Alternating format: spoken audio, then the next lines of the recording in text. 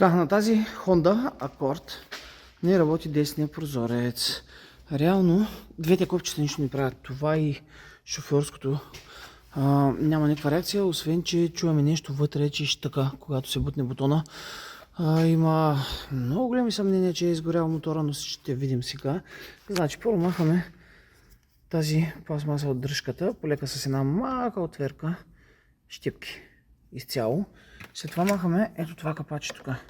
Има една дупчица, където пухаме малка отверчица, дърпваме и излиза пак на две щипки.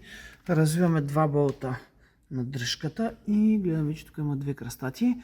Ще ги развием другото всичко, като гледаме щипки и ще откачим всичко от вратата. Гледаме, тук има габарит, тук ще има на копчето, колоната, ще видим какво точно ще се открие, като я свалим и почваме проверка.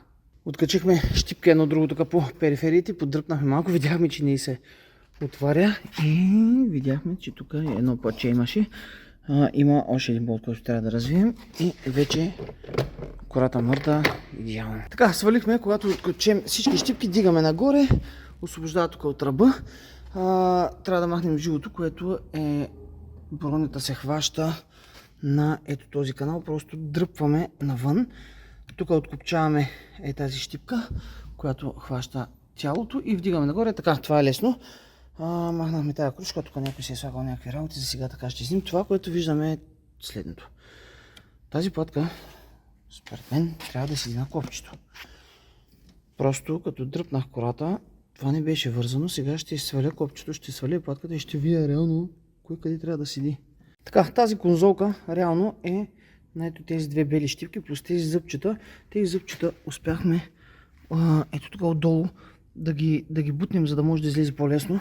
И така излезе конзолата. Сега виждаме тук още едно парче от електрониката. Щупено ли е, извадено ли е, не зная, но реално ето къде лостът вътре мърда и трябва реално да дава някакъв контакт. Тук или има нещо извадено, или щупено. В най-лошия случай трябва да сменим това. Сега това, което виждаме, тази част трябва да легне, ето, виждали си тази пластмаса, трябва да легне тук, за да може сега, така, за да може копчето реално да го движи, виждали се. Така, когато това легне тук, тази букса трябва да щракне в тези зъбчета, така. И намерихме още една капачка, която реално държи задния край. Така, сега. По някаква причина си беше разглобило, но понеже от другото копче, като бутахме, тук щъкаше релето, което видяхме тук черното. Си мисля, че това разглабяне тук е само за копчето, което дава сигнала. Сега ще проверим дали реално ходи ток тук до мотора. Сега трябва да дадем контакт. Така. Вземем една пробна лампа и сега взели сме едно такова щивче, да може да тази щипка да хване. Така. Хващаме другия край и гледаме лампата дали светва. Хайде ден. Те малко са близо едно до друго и трябва да гледаме да не дадем на късо. И ми липсва още една ръка. Сега да видим лампата дали ще светне, ако бутнем копчето. Да, свети. Не знам дали се вижда, но лампата свети. Това значи, че ток до мотора идва. Отиваме на мотор. Така. Трябва да свалим моторчето.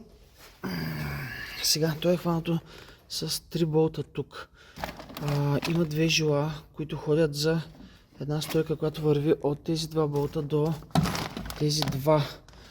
И ако развием тези за мотора и тези 4, механизма трябва да излезе. Тук има достатъчно големи дупки. Въпросът е да видим тук отгоре механизма как държи стъклото, да не го направим нещо. И да го извадим, да видим ще го сменяме или какво ще го правим. Сега развихме мотора, развихме и 4 болта. Вече джама започва да мърда с стойката.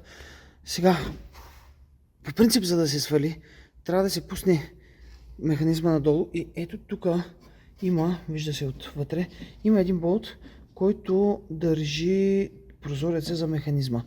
Лошото е, че от другата страна, малко по-наляво, тук като дигнем нагоре се вижда още един. Да видим. Ето го. Така, това са двата захвата, обаче ще видим този как ще бъркнем да го свалим, за да може да свалим прозореца. Той си мърда леко. Това ще е малко по-трудно, тъй като ако работи прозореца, смъква се леко надолу и те идват може би ето тук. Вече на по-удобно място. Та ще опитаме да бръкнем, да го развием и ще застопорим стъклото. Ще подложим отвътре нещо, за да може да извадим всичко, да го ремонтираме, да го сменим или какво ще правим и да сложим всичко после навратно. Ето и нагледно нещата. Значи, ето опорните точки на релсата. Тук бяха двата болта. Ето тук. И всичко излезе лесно. Това го извадихме, за да не падне вътре да се щупи. Просто леко надолу да отхапи горния край. Излиза навън и се вдига. И така, пробвахме с кабел да захраним директно с акумулатора. Тук не мръдна, така че това е за смяна.